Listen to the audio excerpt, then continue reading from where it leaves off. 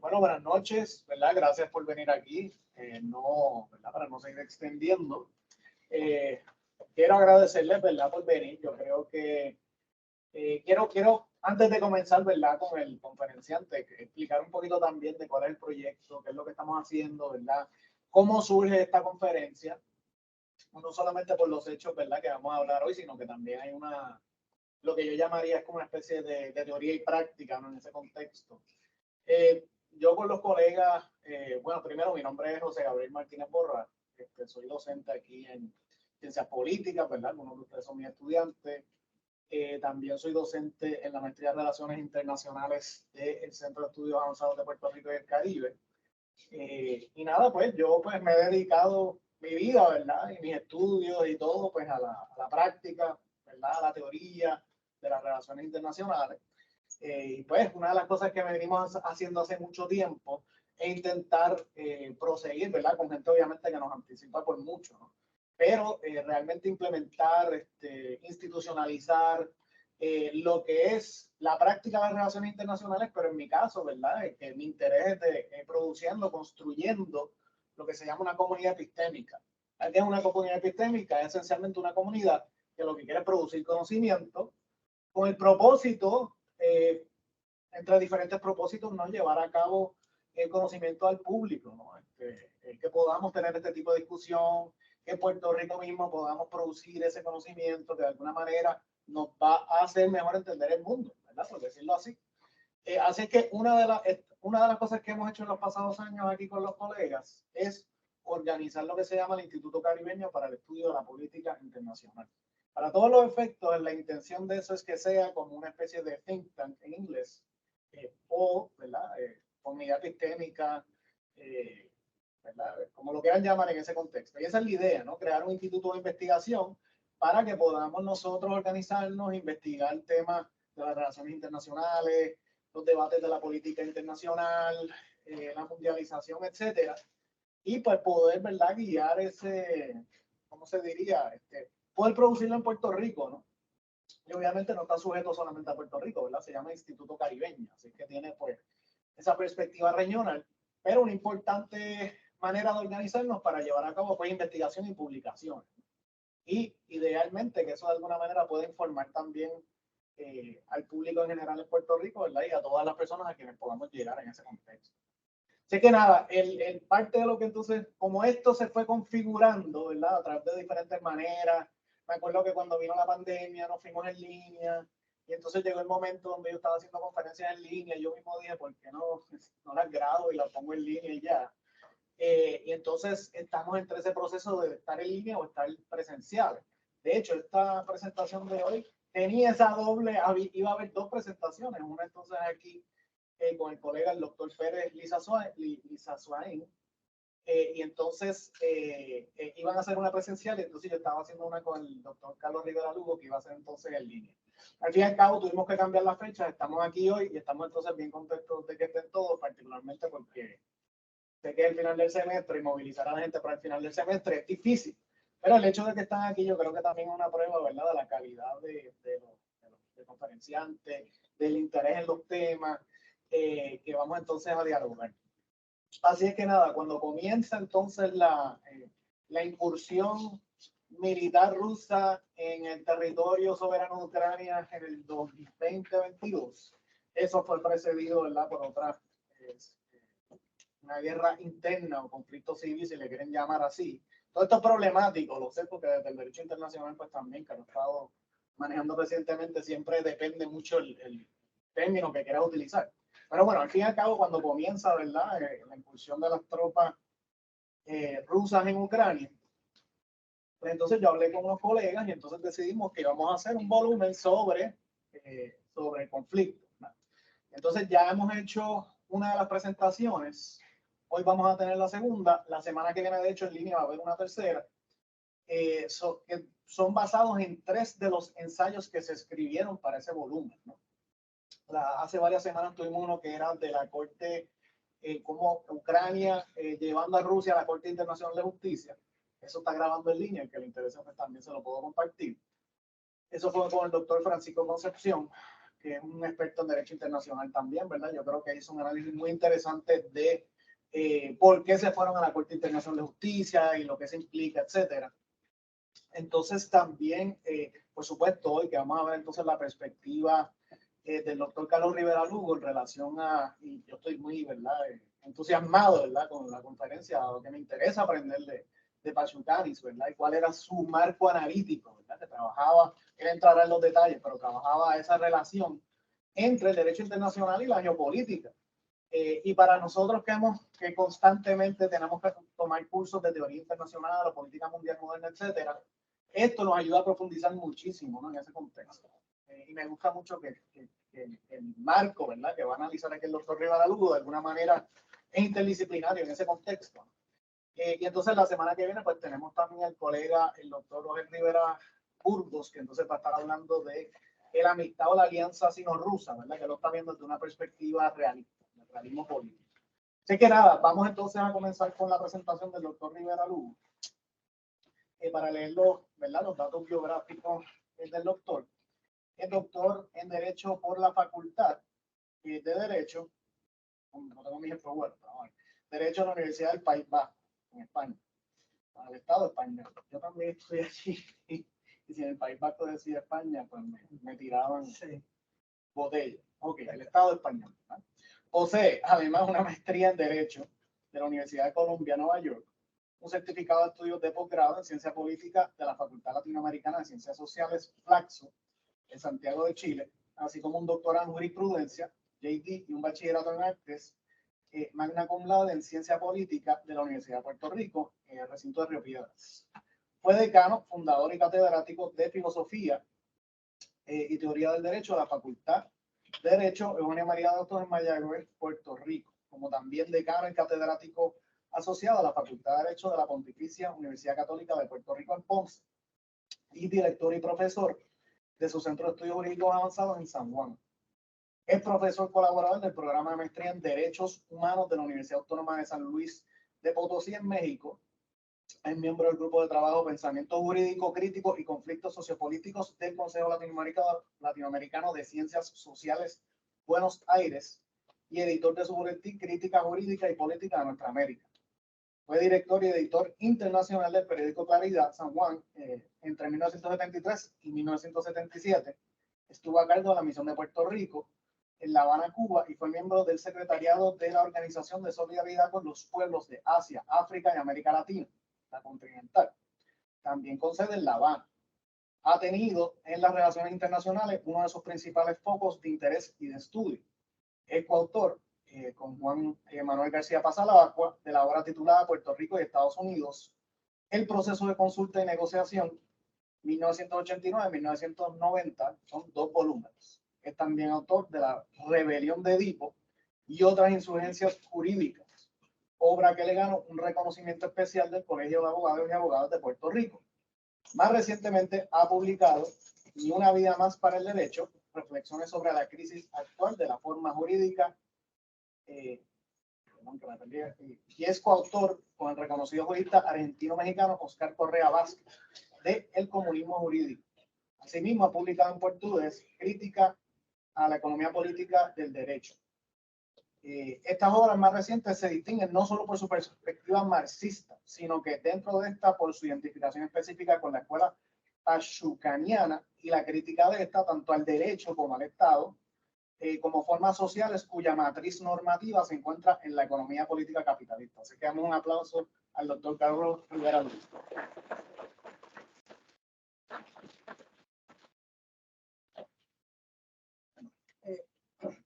Muy buenas tardes a todos y a todas.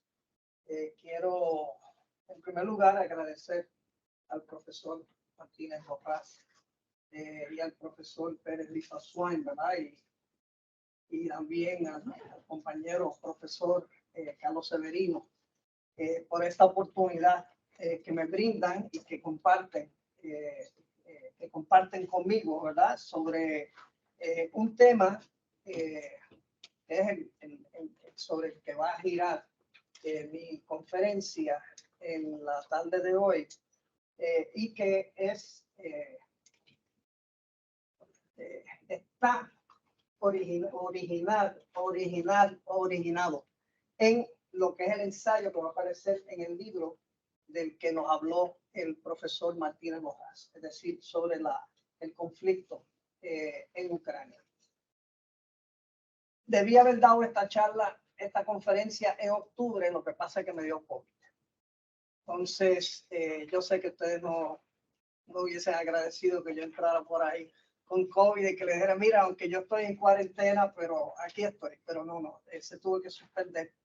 Y entonces tuve la fortuna de que se pudo reprogramar de inmediato, con la salvedad que entonces me pidieron que además de hablar de Ucrania, incluyese a Palestina. O sea que a Pachucanis de repente le tuve que preparar la maleta y llevarlo entonces también a Palestina para ver qué tiene que decir sobre ese conflicto que yo entiendo para todos los fines prácticos lo que viene a confirmar todo lo que ya yo había planteado en el ensayo original, en su forma original, Pachucanis en Ucrania, el derecho internacional en un periodo de transformación, de reestructuración geoestratégica.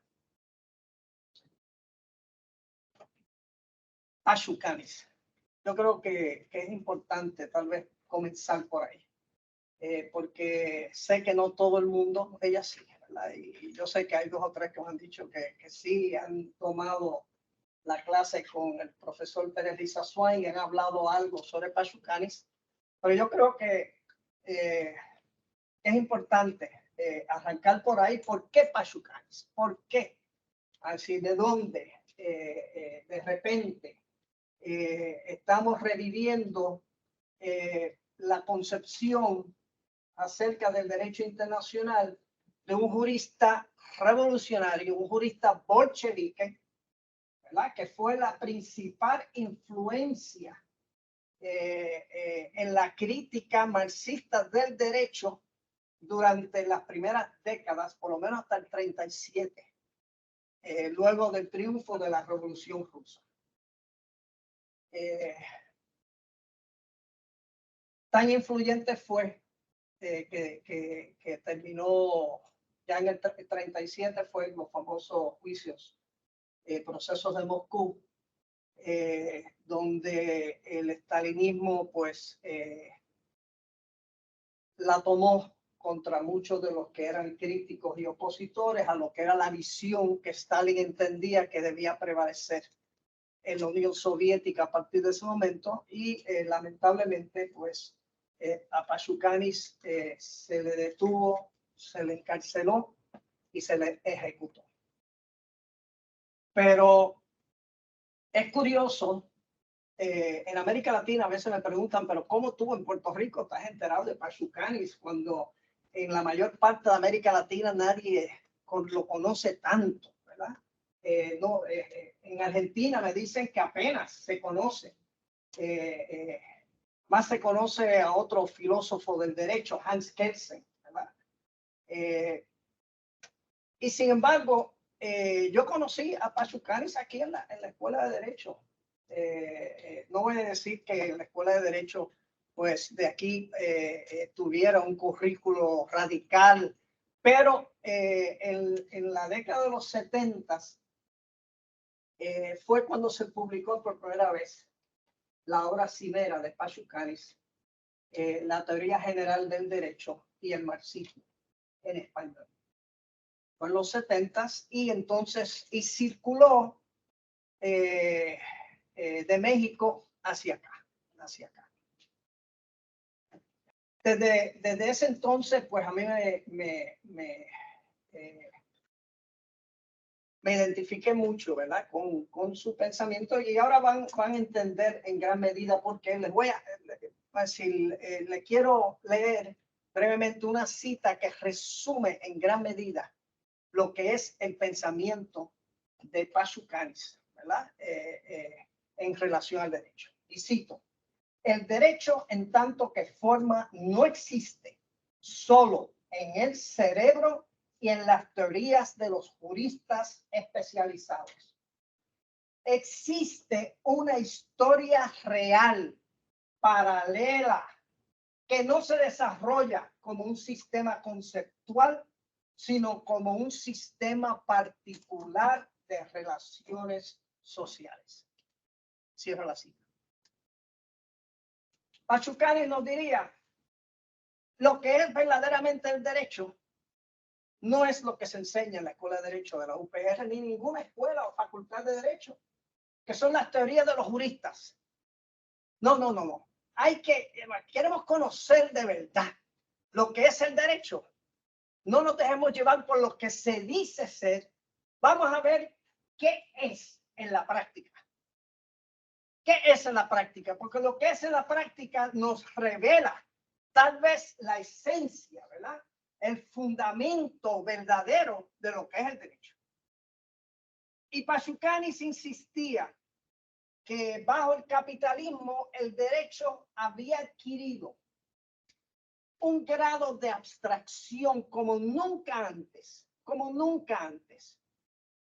Y en eso se asemejaba a lo que era también la forma o el corazón de lo que es el nuevo sistema capitalista, ¿verdad? Que es la forma mercancía, lo que en inglés son los famosos commodities, ¿verdad? Y decía Pachucanis que el derecho, la forma jurídica, sigue en gran medida la forma mercancía. La forma mercancía se nos presenta también como algo abstracto. Por ejemplo, yo soy patrono, tú eres trabajador, intercambiamos, ¿verdad? Yo te voy a estar pagando un salario a cambio de lo que tú produzcas. Y se parte de la premisa de que lo que yo te estoy dando es equivalente, que hay una relación de equivalencias en los intercambios que nosotros hacemos. Entonces Pachucani dice, pero eso es verdad. Eso es verdad. Igual que todo, va a decir, la economía capitalista en ese sentido se presenta con una serie de apariencias con las cuales pretende ocultar unas realidades sociales, unas realidades de poder. Por ejemplo, Pachucani nos dice, el Estado de Derecho liberal, el Estado de Derecho moderno, dice que todos somos iguales ante la ley. Ajá. Todos somos iguales ante la ley. Formalmente, diría el liberalismo. Formalmente todos somos iguales ante la ley. No se requiere que seamos materialmente iguales. O sea, hay una especie, va a decir, el derecho en ese sentido se abstrae de la realidad. Y eso tiene, ¿y cuál es la realidad? La realidad es una realidad de una desigualdad, de unas relaciones sociales adversativas, conflictivas, de una lucha de clases, de lucha de pueblos, que hay detrás de todo lo que es el orden jurídico, ¿verdad? Cuando es decir, y vamos al derecho internacional, porque ya mismo César me dice que se me está acabando el tiempo.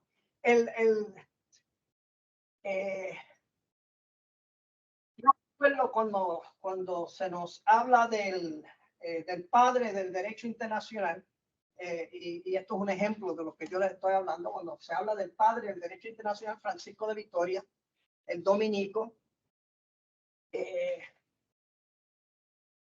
a mí me parece que Francisco de Vitoria desde un principio nos demuestra claramente qué es lo que hay detrás del derecho internacional. Porque yo recuerdo que mi profesor, Carmelo Delgado Cintrón, que le tengo un gran respeto, nos decía, él reconoció la plena igualdad entre los españoles y los indígenas, entre el conquistador y el colonizado. Pero ¿qué fue lo que realmente ocurrió? obviamente Francisco de Vitoria dijo, es que todos tienen un alma y como son criaturas de Dios, todos son iguales ante los ojos de Dios. Y si son iguales ante los ojos de Dios, tienen que ser iguales ante los ojos de la ley del derecho. Y desde ese momento nos dimos cuenta cómo el derecho internacional nació también, ¿verdad? Con una de sus partes más importantes, que era el derecho de guerra. Porque de la misma manera, entonces, Francisco de Vitoria dijo, y no se le puede hacer la guerra al indígena a menos que el indígena no se niegue a aceptar el derecho, a el derecho de propiedad, el derecho contractual, que no se, que se niegue a dejar que entonces se produzcan unas nuevas relaciones de apropiación de lo que él produzca en su trabajo. Si se niega, le pueden hacer la guerra.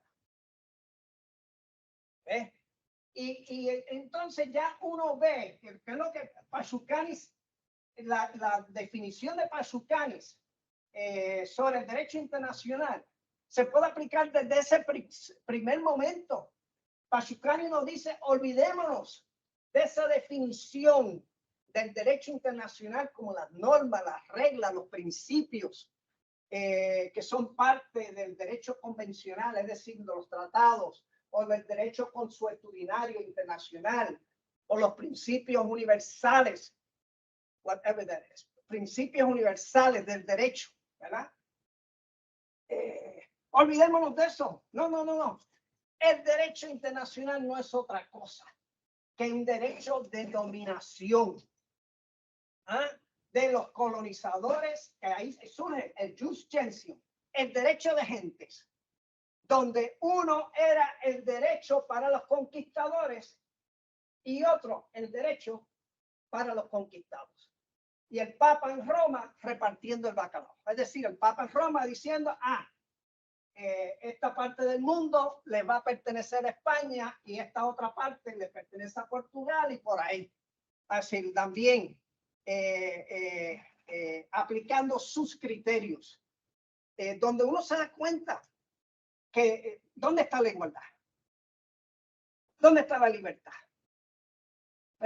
Y en ese sentido, para Pashucani el derecho internacional siempre ha sido, ¿verdad? Y él obviamente no tengo el tiempo para entrar en mucho detalle en lo que es su crítica del derecho en la sociedad capitalista, pero él nos va a decir, desde un principio el derecho internacional nos demostró, ¿verdad?, que tiene como uno de sus ejes principales la propiedad privada burguesa, la propiedad privada, esa institución. Los tratados que son el principio también contractual, donde existe toda una ficción, una abstracción, es decir, toda relación contractual, pues entonces está hecho entre partes iguales, todas son autónomas para acordar lo que se vaya a acordar y donde no se reconoce relaciones de poder al interior de esas relaciones contractuales. ¿Sabe? Que en ese y por algo es que en gran medida los tratados que se han hecho en gran medida son producto de guerras, son producto de conflictos, son producto de actos de fuerza donde entonces las partes se ven obligadas a aceptar una situación. Ahora,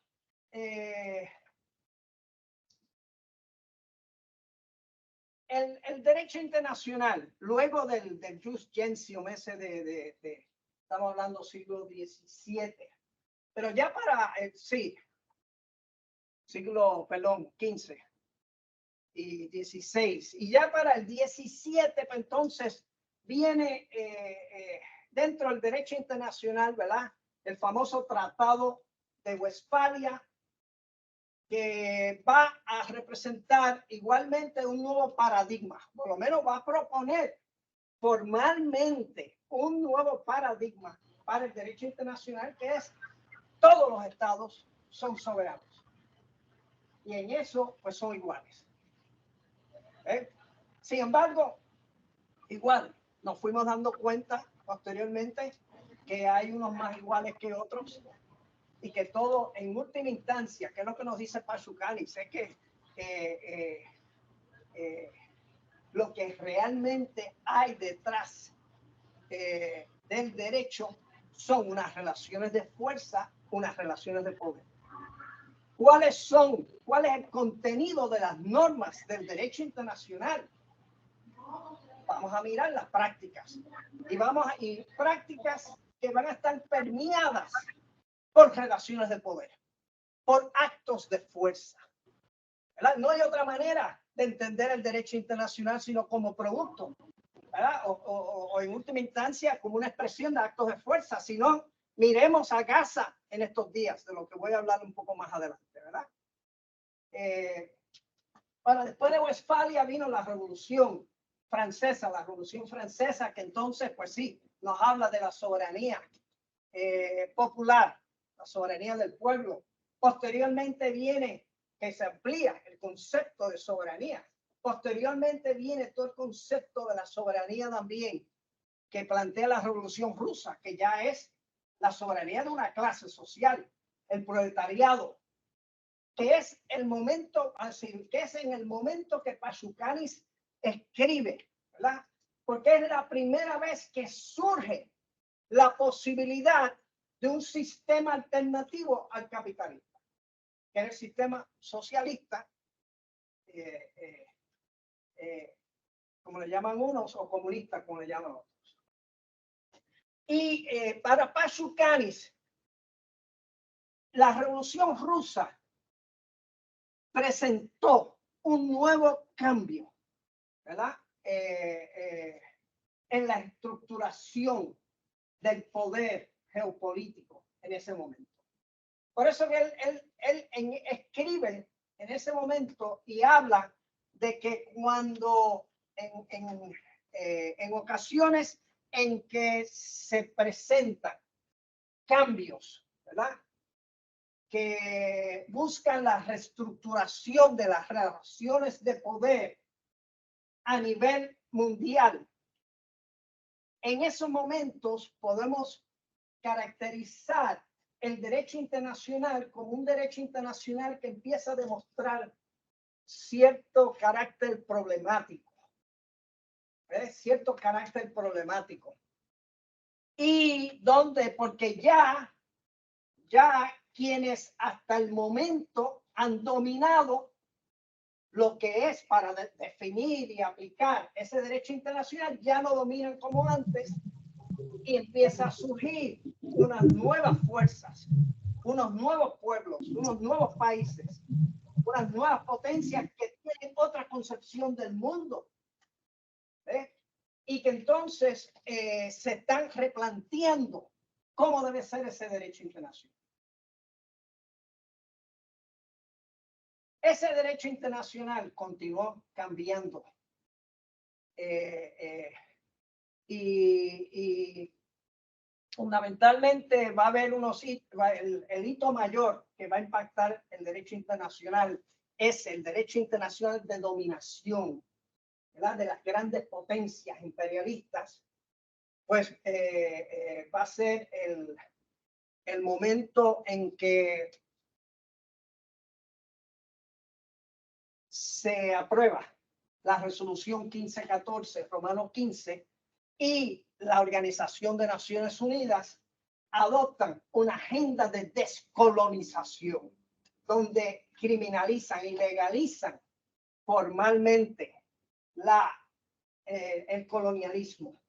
Y empieza entonces lo que antes era algo positivo bajo el derecho internacional, que incluso la colonización se reconocía como parte de la misión civilizadora que tenían las grandes potencias europeas, sobre todo para civilizar a los pueblos salvajes, ¿verdad? Tanto en América, África, Asia. Es así, ese era el derecho internacional, reconocía y reconocía esa dualidad de que había un derecho para los civilizados y otro para los salvajes. Y otro para los salvajes. A partir de 1960 eso empieza a cambiar y empieza a cambiar la correlación de fuerzas porque se independizan cada vez más países que fueron víctimas de ese otro derecho internacional. Hasta el punto de que en 1974 se aprueba una declaración para que se promueva un nuevo orden económico internacional que sea verdaderamente igualitario para todos, ¿verdad? Pero posteriormente acontecieron una serie de hechos que ciertamente, si bien es cierto, detuvieron por un tiempo la agenda de descolonización de ese derecho internacional. Recién en el nuevo siglo XXI vuelve a estar sobre el tapete, ¿verdad? Y no es una mera casualidad de que es a partir del 2001 que Estados Unidos empieza ya a hablar de un orden internacional basado en reglas y hablar cada vez menos del derecho internacional. Porque siente que el derecho internacional ya es algo que no domina a su antojo. Tanto Estados Unidos como las grandes potencias europeas, que eran imperiales.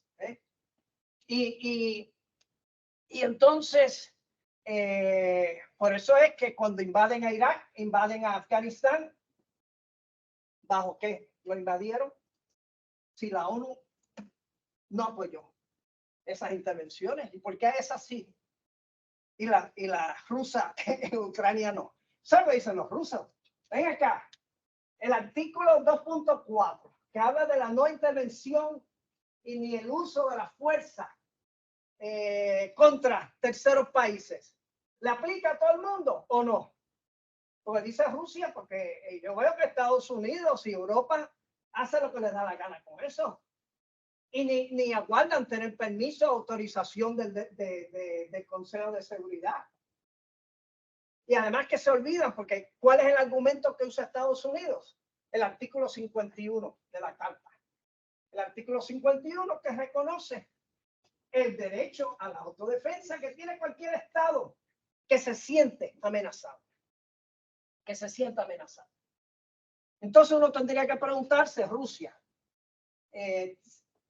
¿tenía razón de sentirse amenazado, provocado por lo que estaba ocurriendo en Ucrania en el momento en que interviene? Pues claro que sí, claro que sí. Y ese es uno de los grandes problemas que tenemos, ¿verdad? Con las narrativas. Todo el mundo habla de la narrativa ucraniana desde el momento, desde febrero del 2022. Pero no, vamos a hablar desde 2014, el golpe de Estado que Estados Unidos provoca en Ucrania y que da paso a un gobierno donde hay claramente una presencia fascista con los símbolos, con todos los símbolos, con todas las señales, con todo. Y que empiezan entonces y que aceptan tentativamente llegar a unos acuerdos, los famosos acuerdos de Minsk, para respetar los derechos de la población ruso parlante que estaba en el sur, en Donbass, en la región del Donbass. ¿Qué pasó con esos acuerdos de Minsk? La propia canciller de Alemania admitió que la única razón por la cual Estados Unidos, Alemania, Francia y Ucrania entraron en esos acuerdos y la OTAN fue para darle tiempo a Ucrania a armarse y a la OTAN a entrenar al ejército ucraniano para oponerse entonces a la demanda rusa, que es la neutralidad de Ucrania. Porque vuelvo y repito, va a decir, ¿qué haría Estados Unidos si Rusia o China se plantea colocar misiles en la frontera de México. O en la... Vamos. Es que fue con Cuba y fue con una, ¿cómo se dice? Una guerra. ¿Sí? Ha sido una guerra. Entonces, el gran problema que hay con eso, ¿cuánto tiempo me queda? Pues ya me pasé así. 26. Ah, está bien. Entonces, el gran problema que tenemos en estos momentos, ¿verdad? Se encuentra ejemplificado. Hoy yo leía, por ejemplo, me tomó por sorpresa un editorial del periódico español El País, que se titula La doble vara del derecho internacional, donde el país dice, por más que nosotros queremos apoyar a Estados Unidos y a Israel, no podemos aceptar esta nueva realidad que nos quieren imponer, donde uno es el derecho para los rusos y otro es el derecho que se le va a aplicar a los israelíes. Entonces,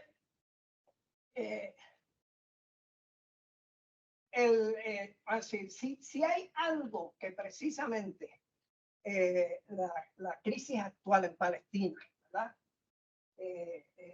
Nos presenta, es la confirmación de lo que desde un principio decía Pachucanes. Es decir, el derecho internacional nace como un derecho de dominación, pero en el momento en que empieza a darse un proceso de reestructuración de las relaciones de poder a nivel mundial, ese derecho internacional se torna problemático para las otras potencias dominantes, porque ya no es lo que a ellos les dé la gana que sea. No pudieron conseguir que el Consejo de Seguridad aprobara la intervención, la invasión y la guerra en Irak, y tampoco la de Afganistán. Yo recuerdo al secretario general Kofi Annan de la ONU en aquel entonces dando mensajes, y claro, y como los medios de comunicación lo dominan en Estados Unidos y Europa, muy poca gente lo lograron escuchar, pero donde él decía que nada de eso estaba autorizado, que había que buscar otra manera de solucionar estos problemas, ¿verdad? Pero aquí estamos, y aquí es donde yo creo que nos explica, ¿verdad? ¿Por qué Estados Unidos entonces prácticamente ha optado por tornar inservible, ¿verdad?, indeterminado, las normas y reglas del derecho internacional, los tratados? Es más, ha sido consecuente porque en los últimos tiempos algunos de los principales tratados Estados Unidos se ha negado a firmarlos. Por ejemplo, el derecho del mar. Uno de los tratados más importantes, más democráticos que se han adoptado. Y Estados Unidos se ha negado. Se ha negado a firmar también, a suscribir las cartas de derechos civiles, políticos y económicos y sociales. Se ha negado a suscribir toda una serie de tratados que prohíben el uso de una serie de armas que hoy en día, por ejemplo, el fósforo blanco que se está usando, eso está prohibido por la mayor parte de los países, excepto Estados Unidos e Israel, que no han querido firmar. Y los racimos, las bombas de racimo, igual. O sea, que en ese sentido Estados Unidos ha estado seleccionando aquello que le sigue interesando del derecho internacional, pero en la práctica lo que está es abogando por la existencia de un nuevo orden internacional basado en reglas que nadie sabe lo que son las reglas. Que eso es lo que dice todo el mundo, los rusos, los chinos, los propios europeos dicen, nosotros debemos entender que Estados Unidos se está refiriendo al derecho internacional porque ese es el único derecho que hay. No puede existir otro paralelo al derecho internacional, pero eso no es lo que dicen los voceros de Estados Unidos. Y lo vemos de nuevo, fácil. En el 2021, Estados Unidos suscribió con Israel un acuerdo para proteger a Israel de cualquier acusación ante la Corte Penal Internacional por actos de guerra realizados por Israel. ¿Ah? En el acuerdo también, Estados Unidos se compromete a criminalizar todo el intento del boicot del BDS, ¿verdad? El boicot que se está desarrollando contra el apartheid, contra la ocupación. Estados Unidos se compromete y no solo eso, sino que antes del 2021, bajo la administración de Trump, se realizaron amenazas contra los fiscales de la Corte Penal Internacional.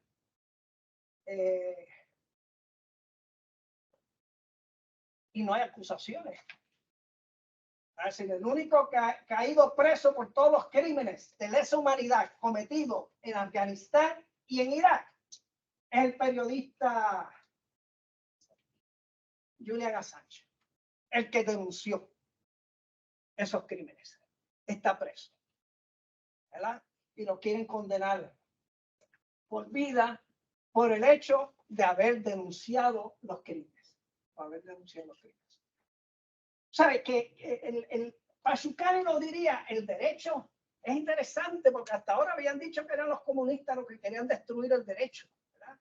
Y de repente son los mismos, es el mismo capital que en distintas instancias, en la medida en que siente que está comprometido la posibilidad de su poder absoluto, pues entonces pretende echar a un lado, ¿verdad?, el derecho, por lo menos en su acepción liberal, y eso uno lo está viendo con la ultraderecha en todas partes. La ultraderecha claramente anti-liberal, no cree en nada de eso, ninguno de esos derechos, ninguno. Nada más hay que escuchar al Milei, el nuevo presidente argentino, ¿verdad? Que dice que hay que eliminar la mitad de los derechos, esos que los ciudadanos creen que tienen, porque dependen en última instancia de que el Estado se los garantice, y el Estado no tiene por qué estar gastando chavos en garantizarle derechos a nadie. Hay en ese sentido un gran reto, ¿verdad? Estamos ante un gran reto. Y yo lo que planteo es que no podemos subestimar este reto, ¿verdad? Hay un autor, Graham Allison, ¿verdad?, que en 2015 escribió un artículo para la revista The Atlantic que se titula The Thucydides Trap, la trampa de Tucídides. ¿Cuál es la tesis de Allison? La tesis es que en aquellos momentos, históricamente, ¿verdad?, en aquellos momentos en que se empiezan a dar procesos de reestructuración del poder, ¿verdad?, de las relaciones de poder a nivel mundial, donde entonces la potencia hegemónica empieza a decaer y empieza a surgir una nueva potencia hegemónica con posibilidades hegemónicas, pues entonces ahí, en términos generales, ocurre la guerra. Se produce la guerra. Y Tucídides escribía de los tiempos de la guerra del Peloponeso, del siglo V antes de Cristo, que fue el conflicto entre Atenas y Esparta. Es el primero que registra, pero que el más reciente, las dos guerras mundiales que se peleaban. Y traigo esto y con esto quiero concluir, ¿verdad? Porque todo el mundo está hablando de que puede ocurrir la tercera guerra mundial. ¿Y qué sucedería si yo les digo que ya estamos en ella? Que ya estamos. Okay. Que ya estamos en la Tercera Guerra Mundial. Que la Tercera Guerra Mundial, al igual la primera y la segunda, ¿qué fue? Inglaterra, Gran Bretaña, decae como la potencia hegemónica. Empieza a darse una competencia. ¿Ah? Una competencia donde Alemania quería convertirse en la nueva potencia hegemónica, pero pierde la guerra. Y obviamente, a decir, la Segunda Guerra Mundial no se entiende si no es aceptando que quedó inconclusa esa agenda hegemónica de los alemanes. Porque la Segunda Guerra Mundial, ¿qué fue? Alemania vuelve, resurge prácticamente de sus cenizas para entonces tratar de convertirse en la potencia dominante. Excepto que de repente, a pesar de los millones que mataron en la Unión Soviética, el Ejército Rojo empieza a liberar todo eso por ahí por allá. E incluso entra a Berlín y Estados Unidos, al ver el Ejército Rojo de Fast Break entrando por Europa, decide entonces que también no puede detenerse más y entra también en la guerra. Y eso un poco explica el impasse que se va a producir en lo que va a ser la estructura de poder de la posguerra, donde básicamente va a estar compartida entre Estados Unidos y la Unión Soviética.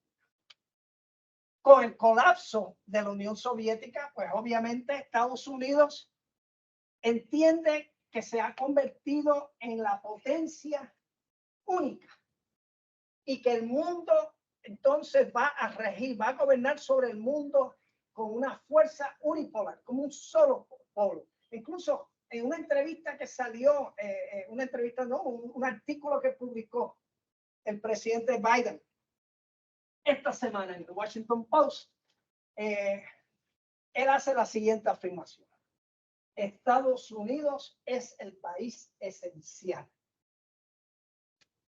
¿Qué dice el resto del artículo? ¿Para qué es esencial? Para gobernar sobre el mundo. El único que puede solucionar los problemas actuales del mundo. Y por lo tanto dice que va a seguir en Ucrania y que va a seguir apoyando a Israel en Palestina. Y entonces, pues, de nuevo, ¿y qué hay detrás de todo eso? Porque detrás de todo eso, lo de las amenazas y las agresiones contra Rusia,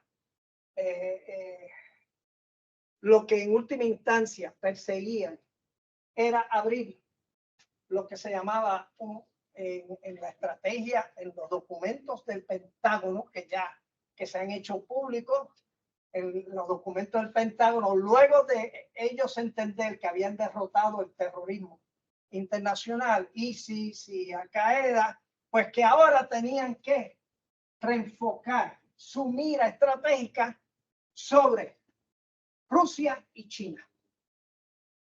Y que tenían que buscar la manera de abrir un primer frente de guerra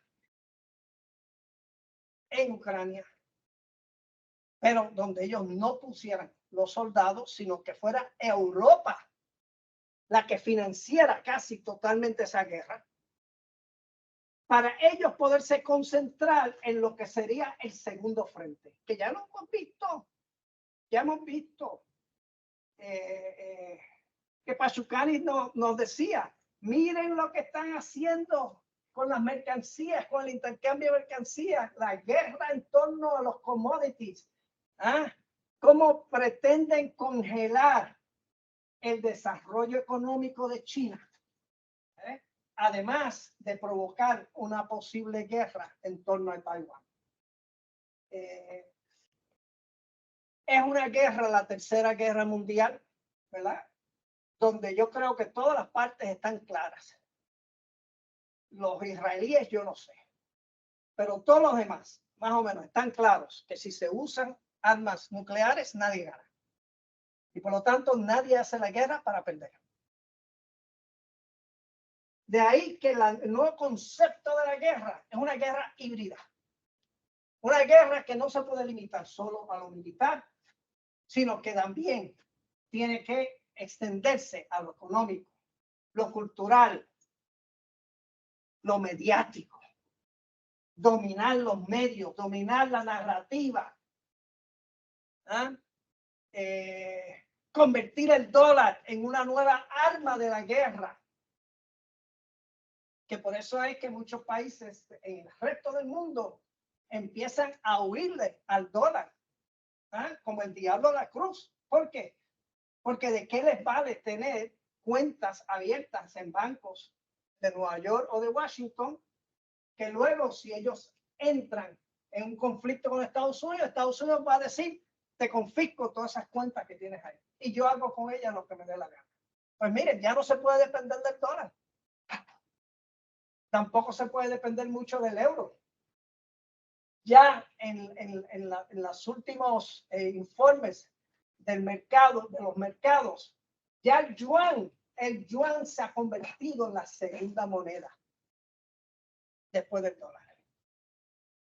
Ya se ha reducido el uso del dólar en casi un 40% de las transacciones económicas internacionales, donde los países empiezan a entrar en acuerdos para comerciar con otras monedas. Incluso en muchos casos, ¿qué dicen los chinos? Por ejemplo, a la India. Perfecto. Tú me pagas en rupíes lo que tú me compres y yo te pago en yuanes lo que yo te compro. No usamos el dólar para nada, ni tampoco el euro. Se quedó fuera. Entonces, vamos, esa es la naturaleza de la guerra, de la tercera guerra mundial, ¿verdad? Que estamos vislumbrando y que a todas luces vemos como en Gaza, si había algo, si hacía falta confirmar en qué andan los Estados Unidos con eso del orden internacional basado en reglas, solo hay que mirar a su apoyo a Israel, un apoyo absoluto. No hay crímenes, no hay crímenes, no les importa. Ya incluso están hablando de que la mayor parte de los bebés esos que aparecen en Twitter, que eso es la inteligencia artificial que se los está creando.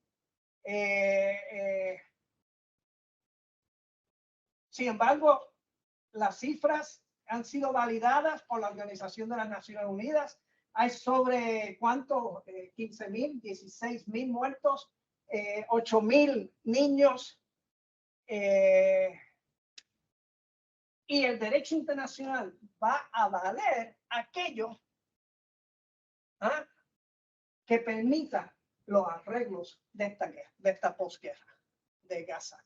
Porque si Israel no cumple, no es responsable por ninguno de los crímenes, y a mí me podrán preguntar, ¿y jamás? Pues mira, pues está bien, si a mí me prueban, más allá de lo que son las declaraciones de los israelíes, de los únicos que han hablado de asesinato o matanza de civiles en Israel, ha sido el propio gobierno de Israel, que fue el mismo que dijo que también se habían decapitado bebés, no habían bebés, que son los mismos que ahora están reconociendo que la fiesta aquella donde murieron, no sé, cientos de jóvenes israelíes, que ahora fueron los helicópteros Apache de ellos que empezaron a tirar fuego indiscriminadamente. Y incluso en los propios asentamientos donde supuestamente hubo ¿cómo se llama? Se tomaron rehenes. Ahora están saliendo testimonios donde algunos soldados pues estaban cuestionando que se le dieran órdenes a disparar al interior de los asentamientos independientemente de que le dieran a civiles israelíes. O sea, así que Y a mí pues todo eso y lo otro que me levanta sospecha es porque si fueran a matar a mansalva a civiles, ¿por qué ese trato tan especial a los rehenes? Que los propios rehenes han confesado que los han tratado con humanidad. A diferencia de los 15,000 prisioneros, que a eso habría que añadirle los 3,000 que desde que empezó la guerra el 7 de octubre, 3,000 ha detenido Israel. Y no solo en Gaza, sino también en la Cisjordania. ¿Con qué juicio? Ante militares, tribunales militares.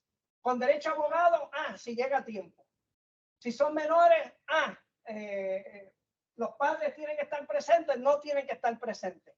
Es más, y si nos da la gana, dicen las autoridades judiciales, detención administrativa.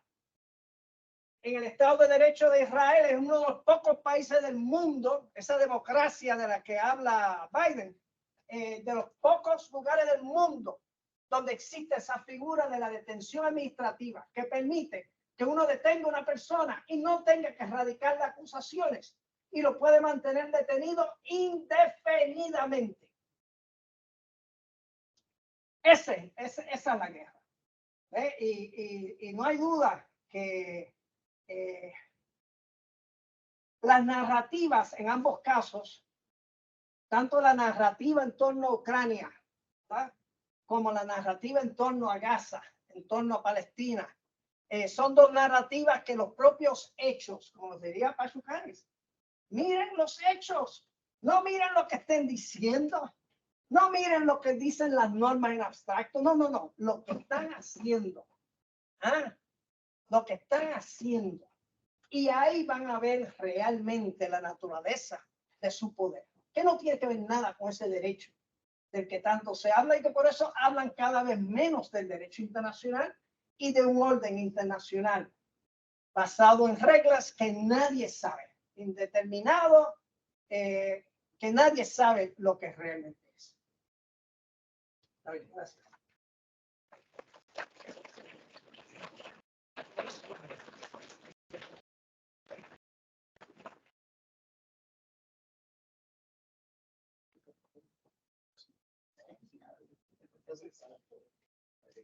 Nada, muchas gracias, doctor Carlos Rivera Lugo. Voy entonces a presentar aquí al colega Pérez Liza Suárez. Doctor en Sociología del Derecho, es egresado de la Universidad de Puerto Rico en Río Piedras, la Facultad de Derecho Eugenio María Doctor en Mayagüez y de la Universidad de Milán en Italia. Es cofundador de la revista Categoría 5 y fue miembro de su comité editorial. Ha colaborado con Claridad, Rebelión.org, Diálogo 80 Grados y la Red de Sociología Jurídica en América Latina y el Caribe. Es autor del libro Rebelión, No Derecho y Poder Estudiantil, la huelga del 2010 en la Universidad de Puerto Rico. Actualmente se desempeña como profesor en el Departamento de Sociología y Antropología en la Universidad de Puerto Rico en Río Piedras. Un aplauso a los compañeros.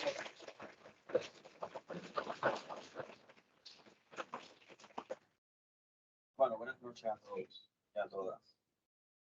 También agradezco al profesor Martín por la invitación a comentar un poco la tesis del doctor Carlos Rivera Lugo.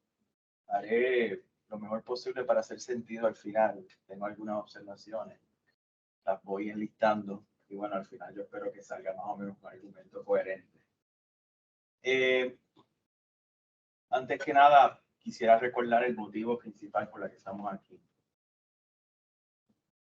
15,000 personas, 15,000 seres humanos asesinados y asesinadas a manos del ejército del Estado de Israel desde el 7 de octubre pasado. A mí me parece que ese es el principal hecho que nos congrega aquí y respectivamente de las visiones políticas o ideológicas, los análisis que cada uno pueda realizar por su cuenta, ¿no?, sobre el conflicto entre Palestina e Israel. Esa otra aclaración importante. Se trata en este caso, en este conflicto, de un conflicto de naturaleza colonial, esencialmente colonial. No se trata, pienso yo, exclusivamente de una guerra entre el Estado de Israel y la organización Hamas. Se trata de un conflicto de naturaleza colonial entre el Estado de Israel, que hace, en este caso, del colono, del ocupador, de una tierra y de un territorio perteneciente a sus nativos, a sus habitantes nativos, que son los palestinos.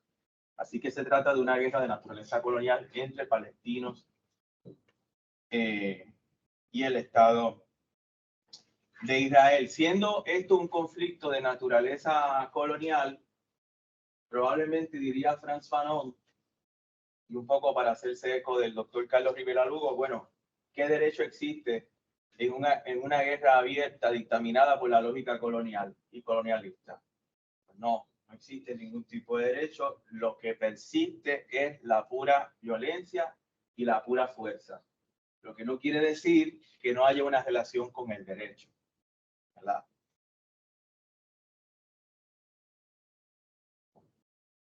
Siendo una guerra colonial o de naturaleza colonial, hay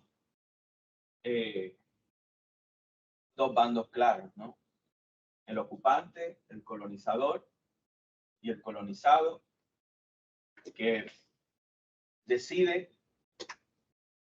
resistir la ocupación por diversos medios, ¿verdad? Por diversos medios. Uno de esos medios, reconocido incluso en el derecho internacional, aunque en este mundo basado en reglas no reconocido a los palestinos, es el derecho a defenderse, incluso utilizando medios violentos. Está reconocido en el derecho internacional. Los territorios, los pueblos colonizados tienen el derecho a defenderse por todos los medios posibles. Mas, sin embargo, para los palestinos, dentro de la narración hegemónica y dominante, ese derecho no existe, no se les reconoce. No se les reconoce.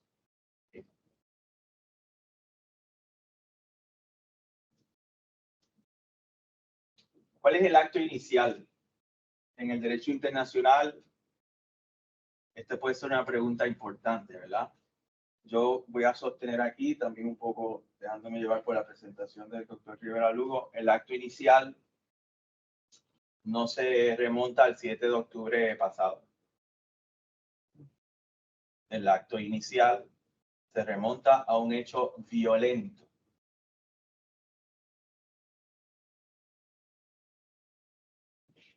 Y se relaciona muy de cerca, está íntimamente relacionado a un fenómeno político y económico que conocemos como el imperialismo. El imperialismo como fenómeno político, geopolítico y económico, propiamente del orden social, económico y político capitalista. Hay un acto inicial, y yo sé que esto puede ser controvertible, porque siempre hay un grado de arbitrariedad cuando uno va a señalar o destacar o describir un acto inicial, ¿verdad? Cuando uno va a intentar describir, bueno, que tal conflicto comenzó con tal cosa. Eso siempre es controvertible, pero bueno, me la juego con esta.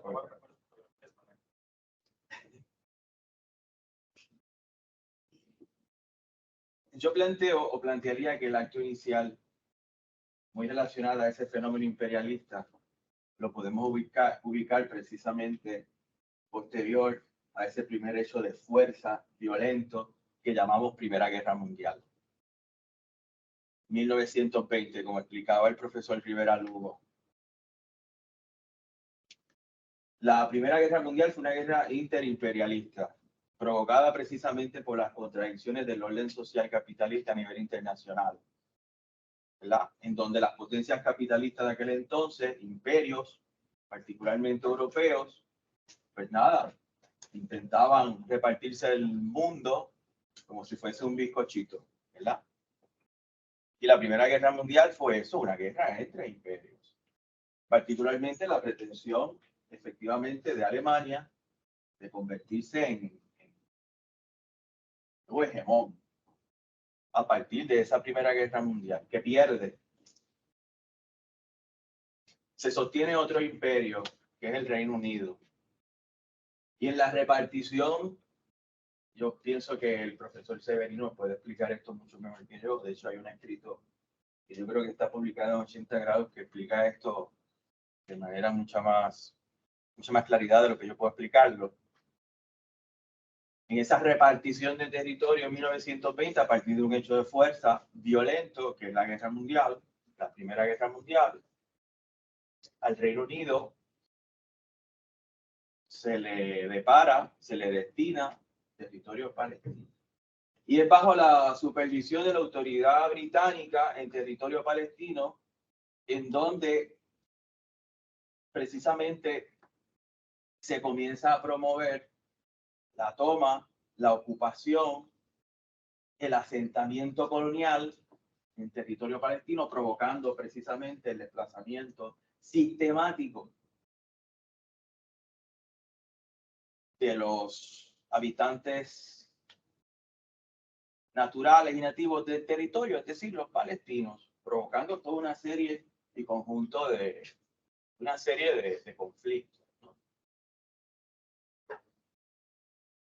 Hay un hecho fundante, una violencia fundante que se puede considerar como acto inicial, relacionada al imperialismo o al fenómeno del imperialismo en el orden económico y social capitalista.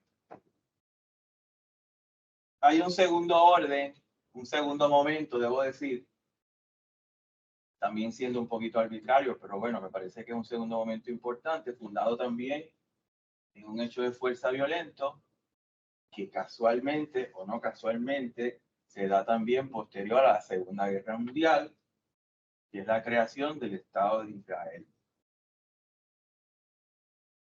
Ya en esta ocasión, no solamente promovido por el Reino Unido, que ya en el 1948 no tenía el poder que tenía en 1920, ni a finales del siglo XIX, que fue un gran imperio, sino promovido por el nuevo hegemón o el nuevo imperio que emerge en parte gracias a los resultados de la Segunda Guerra Mundial, que es Estados Unidos. Y se establece el Estado de Israel con el impulso, el aval, el apoyo económico, político de Estados Unidos. A mí me recuerda mucho la ponencia del doctor Rivera Lugo a Walter Benjamin, a la noción que tenía Walter Benjamin sobre el derecho. Voy a explicar un poquito eso con una licencia poética que me voy a tomar con el permiso de Benjamin. Pero bueno, en términos generales, y aquí algunos de mis estudiantes pues más o menos ya deben saberlo, el derecho, les decía al principio, bueno, no es que meramente queda suspendido ante los hechos de fuerza, sino de que está íntimamente relacionado a la fuerza, al uso de la fuerza y a la violencia, ¿verdad? Para Benjamin hay una relación muy íntima entre violencia y derecho. Y Benjamin distinguía, ¿verdad? Dos tipos de violencia relacionadas al derecho. Una violencia fundante, es decir, un hecho de fuerza contundente o tan contundente que es capaz de crear un nuevo orden social, político y jurídico. Y un segundo momento, o un segundo tipo de violencia, que era una violencia de tipo mantenedora, que se dedicaba a precisamente conservar las travesías complejas del derecho internacional, de la geopolítica y de las dinámicas internacionales y relaciones de poder, porque está dedicado a este tipo de violencia a mantener ese orden fundado por la primera violencia. Y ahí entra el derecho, como esa fuerza mantenedora de un orden político, social y económico. La fundación del Estado de Israel a mí me trae mucho esta imagen o esta definición que utiliza Benjamin para criticar el derecho, para criticar la violencia también. Porque en la fundación del Estado de Israel, las dos los dos tipos, las dos dimensiones que están detrás del derecho, los dos tipos de violencia, fundadora y mantenedora, se presentan en este caso. Se funda el Estado de Israel y ciertamente hay un hecho de fuerza impulsado por Estados Unidos, impulsado también por los resultados de la Segunda Guerra Mundial, que crea y funda un orden jurídico nuevo, una entidad jurídica nueva, una entidad política nueva con reconocimiento internacional, que es el Estado de Israel. Pero también mantiene esa otra dimensión mantenedora, porque la creación del Estado de Israel lo que hace es que mantiene o buscó mantener un hecho de fuerza que ya existía previamente a su creación, que era la relación colonial, el asentamiento colonial y la ocupación colonial del territorio palestino.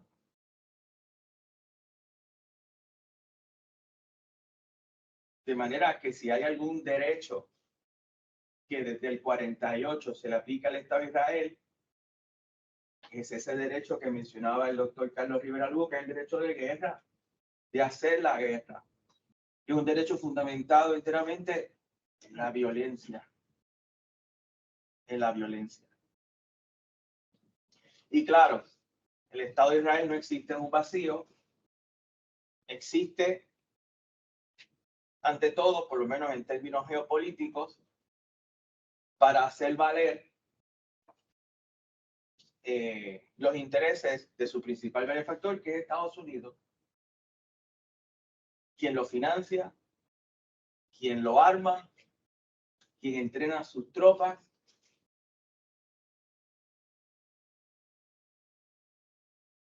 y quien lo sostiene incluso en términos mediáticos a nivel internacional, tratando de siempre estar lavando su cara, ¿no?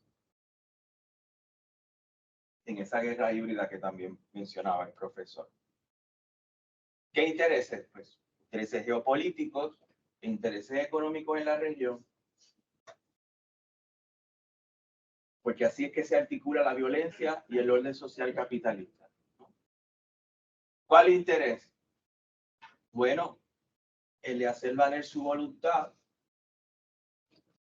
su interés económico en una región que es rica en recursos energéticos, gas, petróleo, y añado en cierta medida también el agua.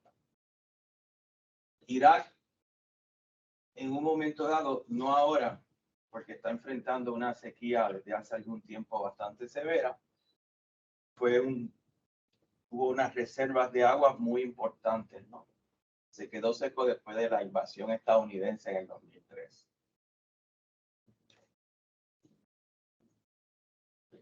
Además de esos intereses, Estados Unidos intenta también controlar el precio del petróleo, del gas y de recursos energéticos, precisamente manteniendo su ojo y su presión en la región a través de Israel.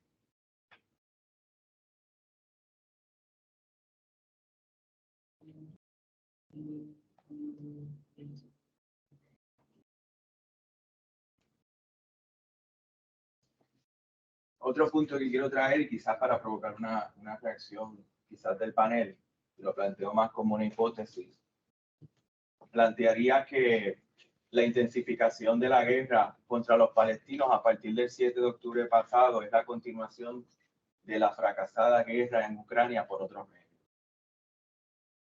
Es decir, yo creo que va a ser bien importante que tratemos de pensar cuáles son las conexiones, y yo creo que el doctor Rivera Lugo un poco comenzó a tejer esa relación, la relación muy fotográfica, ¿verdad? Porque es de momento y es difícil siempre pensarlo y analizarlo en estos términos, son muy inmediatos, pero tratar de pensar ampliamente a partir de la geopolítica la relación que existe entre la escalada de la guerra contra los palestinos y la guerra en Ucrania.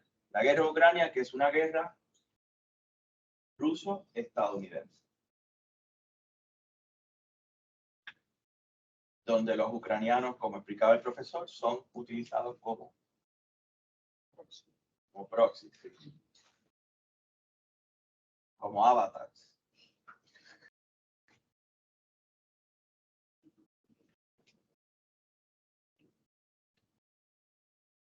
Y ciertamente, quizás uno pueda, en la misma hipótesis, tratar de encontrar algunas relaciones, ¿no? Primero, hay unas consecuencias que la guerra en Ucrania ha producido ya a casi 2 años de su inicio. Por ejemplo, como resultado de las sanciones a Rusia, Europa no puede comprar petróleo ni gas ruso, aunque hay algunos países como España que se las ingenian comprando gas y petróleo ruso por medio de Marruecos y otros países, ¿verdad? Pero en términos generales, las sanciones no le permiten a Europa comprar petróleo y gas barato de Rusia. Se lo tiene que comprar 3 veces más caro a Estados Unidos. Más sin embargo, Netanyahu, desde principios de este año, se ha hecho disponible, o ha hecho al Estado de Israel disponible para convertirse en lo que alguna vez fue Ucrania antes de la guerra, en una ruta importante de gas y de combustible para Europa.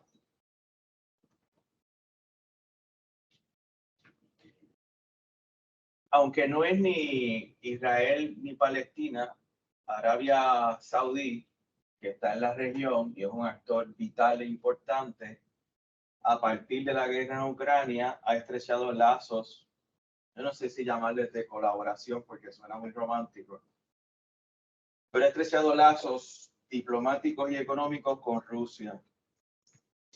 Entre ellos, ha acordado con los rusos controlar o intentar controlar el precio del petróleo a nivel internacional, en contraposición de los intereses de Estados Unidos. Y han utilizado, ambos son miembros de la OPEC, y ambos se han comprometido a reducir. Rusia no. Los miembros de la OPEC. Rusia no es miembro de la OPEC. Actúa como, pero no es. Ok. Coordina. Bueno, de todas maneras sí ha coordinado con Arabia Saudí para reducir la producción de barriles de petróleo por día, a 1 millón por día. Eso se da como consecuencia de la guerra en Ucrania y Arabia Saudí, que es un principalísimo productor de petróleo, se encuentra en la región que hoy día está en candela, como diríamos por ejemplo. Así que esa intensificación y la forma en que Estados Unidos no le ha puesto líneas rojas a lo que puede hacer o no puede hacer el Estado de Israel,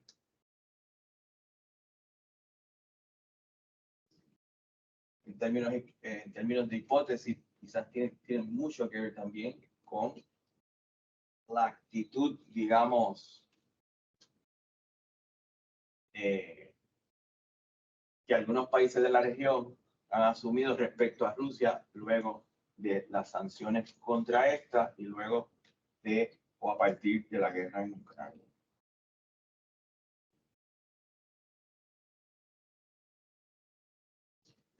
Soluciones, ¿verdad? Porque eso también está, creo que en agenda y creo que también es muy propio de hablarlo con Pachucanis y con la exposición que ha hecho el doctor Rivera Lugo.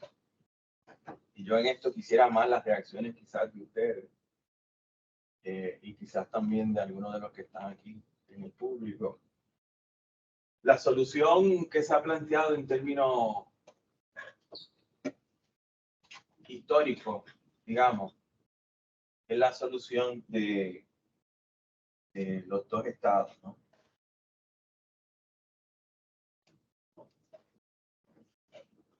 Y a esta altura tendríamos que preguntarnos si hoy día esto sigue siendo una opción viable.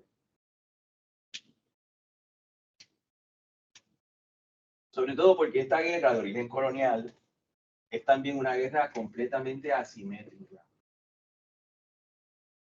Estamos hablando de un Estado, en este caso el Estado de Israel, que es armado por Estados Unidos, cuyo ejército es entrenado por Estados Unidos, cuya comunidad de inteligencia es también entrenada por la comunidad de inteligencia de Estados Unidos, y que encima tiene armas nucleares.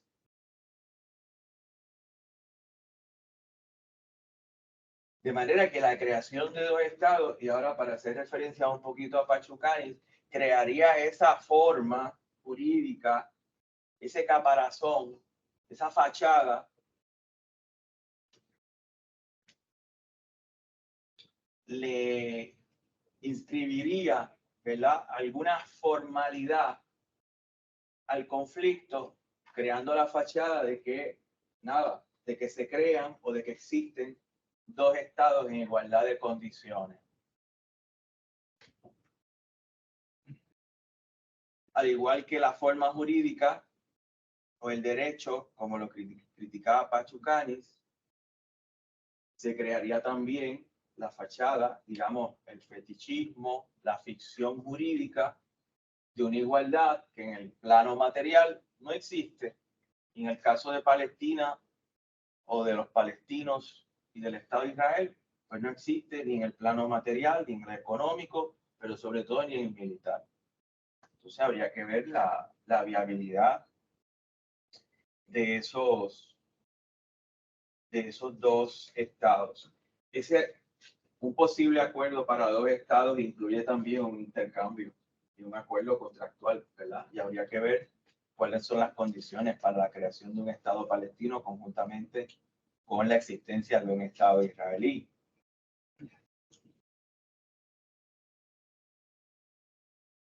El intercambio se puede dar de muchas maneras, ¿no?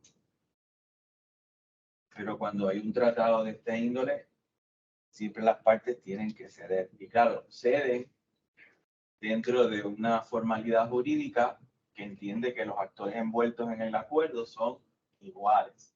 En este caso, no lo son.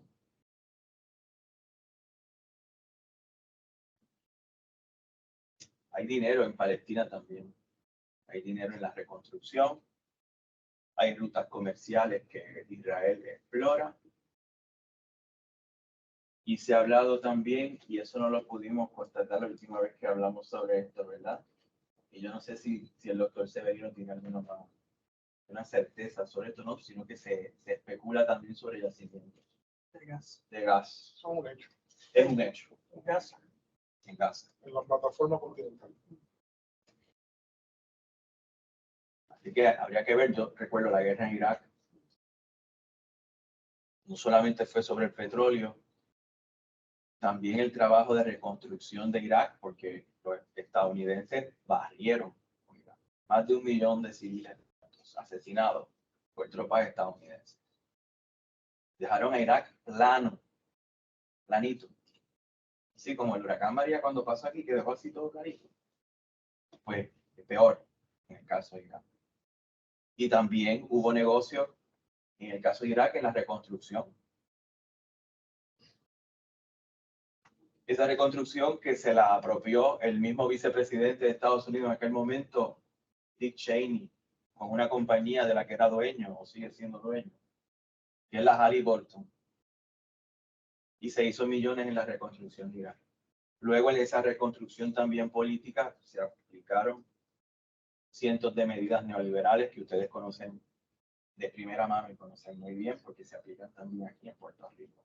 Y ni hablar de otro tipo de violencia, en este caso de las semilleras como Monsanto, que han hecho de la agricultura, una vez próspera en Irak, han hecho de la agricultura en Irak un desastre. La han privatizado incluso a nivel semilla, a nivel genético. Los agrónomos y los agricultores, los campesinos iraquíes, se han quedado con que sembrar y se han quedado sin agua también. Un estado plurinacional, un solo estado plurinacional sería la otra alternativa. Lo planteo más como pregunta. Termino con lo siguiente: cualquier alternativa que se plantee, particularmente si hablamos de un solo estado plurinacional, pluriétnico, y que puedan convivir palestinos y judíos, si es que eso fuese posible. Cualquier alternativa a largo plazo requiere que Israel tenga su propia perestroika, es decir, que Israel tenga, no me refiero a meras reformas internas, sino que atraviese por un proceso de desmantelamiento. donde el Estado de Israel efectivamente deje de ser Estado de Israel y donde haya un desarme. De nuevo, estamos hablando de un Estado con armas nucleares, un desarme real y efectivo. Sería todo. Muchas gracias.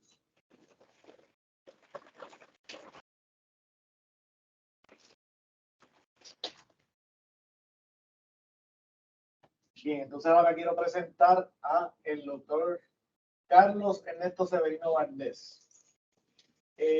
Nació en San Juan, Puerto Rico, en 1965. Obtuvo un bachillerato en geografía y una subespecialidad en economía del recinto de Río Piedras de la Universidad de Puerto Rico.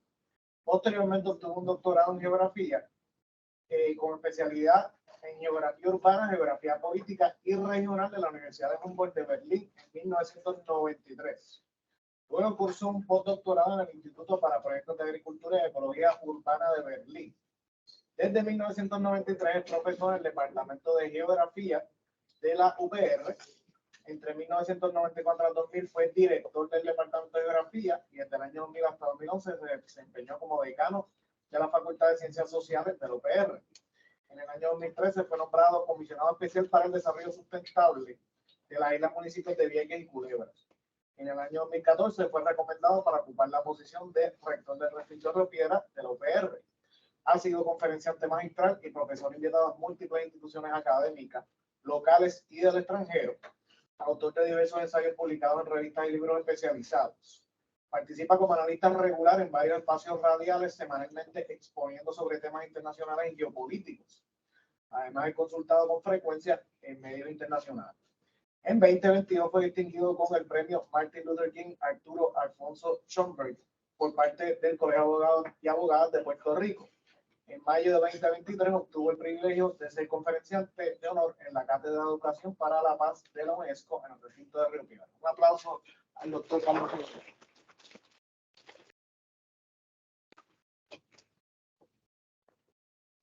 Muchísimas gracias, Gabriel. Saludos a ustedes.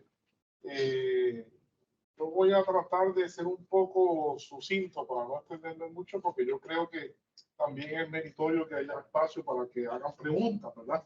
Y me parece que tanto Carlos en su exposición pues fue muy claro en traernos a la realidad actual el legado del trabajo de Pachucanis y lo que representa. De hecho, yo no soy abogado, ¿verdad?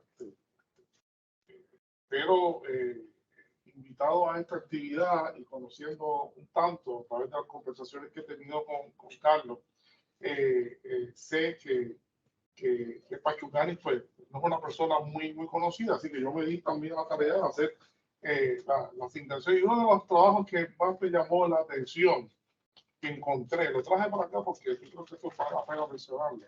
Hay un artículo que se publica que se titula ¿Quién se acuerda de Pachucanis? Eso es un artículo que está ahí. Yo creo que esta pregunta tiene la respuesta. Carlos Rivera Lugo se acuerda de esto. Así que es importante que Carlos se haya acordado de porque es muy importante. Yo creo que... Si me permite. Claro que sí. El próximo año se va a estar celebrando internacionalmente, empezando por Londres, el centenario de su obra seminal que yo mencioné. Van a estar celebrando el pensamiento de Pachucanis con eventos en Londres, París, Atenas, Ámsterdam, México y va a terminar en Sao Paulo en diciembre. Yo pienso y secundo la propuesta que hace Carlos en términos de esa concepción del derecho como un derecho internacional, ¿verdad? Como una expresión de la dominación, y yo creo que eso ha quedado muy claro. En esa yo lo que sí quisiera acotar muy sencillamente es que ese desarrollo histórico de eventos que van produciendo unos basamentos del derecho internacional no son otra cosa que un desarrollo dialéctico, lleno de contradicciones en sí. Desde pues, en la primera parte que mencionó Carlos, en su alocución, pues habla del Tratado de Westfalia, ¿verdad? Que fue muy interesante porque trajo ante la comunidad internacional incipiente de aquella época, lo que es el concepto de la soberanía. Pero todavía en ese momento se comenzó a hablar de soberanía y todavía no estaba fijado el Estado. Fue en otro segundo round, podemos decir, que es el round de los franceses, cuando se hace la Revolución Francesa, que dentro de todas las cosas que tiene la expresión territorial de fijar realmente la noción del Estado moderno y sobre todo que en esa evolución o en esa transición de lo que fue el modo de producción feudal al modo de producción capitalista, pues se da realmente también un proceso de transición territorial, geográfico eminentemente, porque no existían las fronteras. Y las fronteras son las que son las fronteras no solamente de la dominación, sino son fronteras de el comercio y son fronteras del desarrollo capitalista, asegurando unos espacios que en el modo de producción previo no existían y que realmente lo que comienza a forjar el sistema capitalista se encuentran con la realidad asfixiante de que tenían que estar pagando impuestos en cualquier puente, pagando impuestos pasando cualquier lugar, lo cual incrementaba el carácter parasitario de esa clase social que dominaba y que estaba en transición. Así que luego de eso, pues entra ciertamente como elemento, y estoy simplificando, ¿verdad? Entra como elemento esencial la competición por el territorio. El territorio se fija, ¿verdad?, con el Estado francés, pero luego comienza la competición con el territorio, porque es evidente que en la lógica económica europea no da espacio a que esos commodities que son indispensables, esas materias primas, que son la base del crecimiento europeo, que son la base de la riqueza europea, se puedan consumar únicamente desde la territorialidad europea. Entonces ahí es que se da el surgimiento del imperialismo moderno.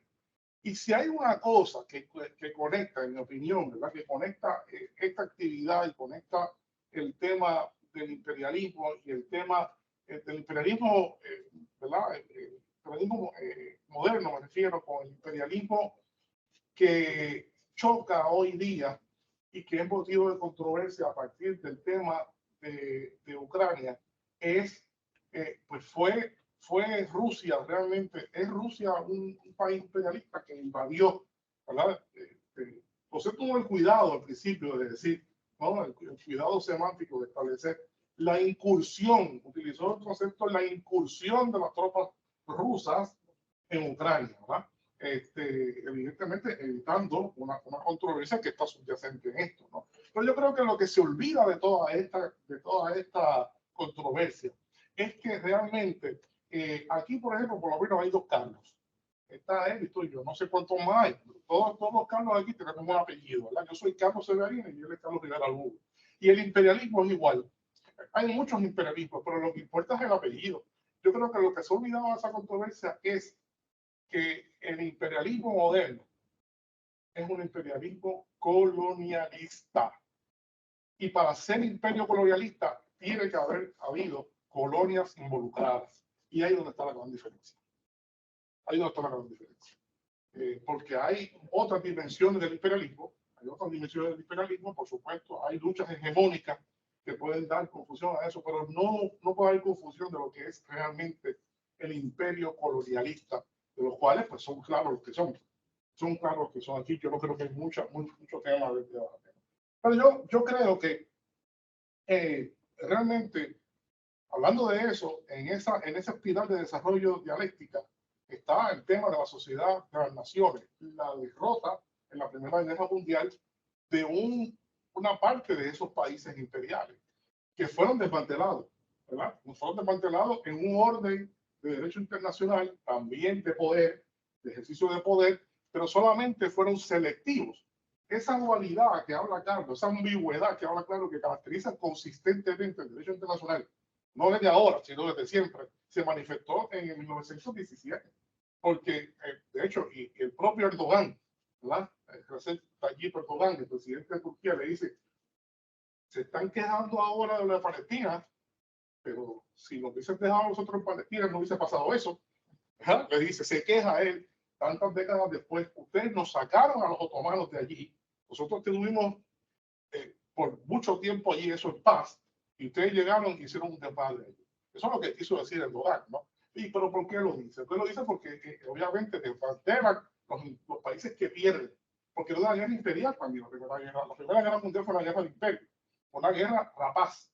Y esa guerra de imperio que perdió el derecho de existir y fue desmantelada. Y ahí surge Turquía, la República de Turquía. Pero no fue hasta el surgimiento de la Segunda Guerra Mundial y la derrota entonces que como elemento de consenso se acuerda que no puede haber más guerras en el mundo, no puede haber más guerras de esa naturaleza como la Primera Guerra Mundial, la Segunda Guerra Mundial, y que la única garantía para que no haya guerra así, el entendido es que no debe haber imperialismo. Y se proscribe el imperialismo, realmente. En 1945, en la Carta de las Naciones Unidas. Si comienza un proceso de descolonización completo del mundo. Lo que pasa es que, claro, como Carlos dijo, hay algunos que son más imperios que otros. Y, entonces otros han caminado más rápido en eso y otros se han negado, ¿verdad? Y han buscado la forma distinta de relacionarse con sus propios espacios para mantener una otra relación. No podemos desvincular esto que está pasando de lo que sigue pasando en África. En África, en el Sahel. Lo que pasa en el Sahel es que está en juego el desmantelamiento de un sistema colonial, de un sistema, digamos, neocolonial, para ser más específico, que Francia se las arregló para después que se proscribe el imperio francés, seguir manteniendo unas relaciones provechosas con relación a sus colonias. Y eso se le llama, eso tiene un nombre, es tan conocido que tiene hasta un nombre. Es el único que tiene un nombre, se le llama la France-Afrique, ¿no? La France-Afrique, que es una cosa horrible, ¿no? Y esas revueltas que están habiendo a través de juntas militares, ese es el problema a veces con los clichés, porque uno crea, en realidad todo el mundo en principio tiene que estar en contra de lo que es una junta militar y un golpe militar. Por supuesto que sí, ¿verdad? Uno está en contra de eso, pero cuando uno escudriña, es como dicen los abogados, ¿no? Lo que pasa es que el asesinato no fue tipo 1, fue tipo 3, o fue en defensa propia. No es lo mismo un asesinato. El asesinato siempre va a ser malo, pero si el asesinato fue en defensa propia, las consecuencias legales son otras, ¿verdad? Y si la realidad lo que implica es que ahí lo que está viendo realmente es el desmantelamiento de un sistema neocolonial brutal, en el Chad, en Níger, en Burkina Faso, en Mali. Tenemos que ser más cuidadosos, y tenemos que escudriñar mejor y no simplemente actuar a partir de lo que es para nosotros muchas veces casi imposible de evadir, las narrativas de los grandes medios occidentales. Eso es parte del problema que tenemos en términos de información.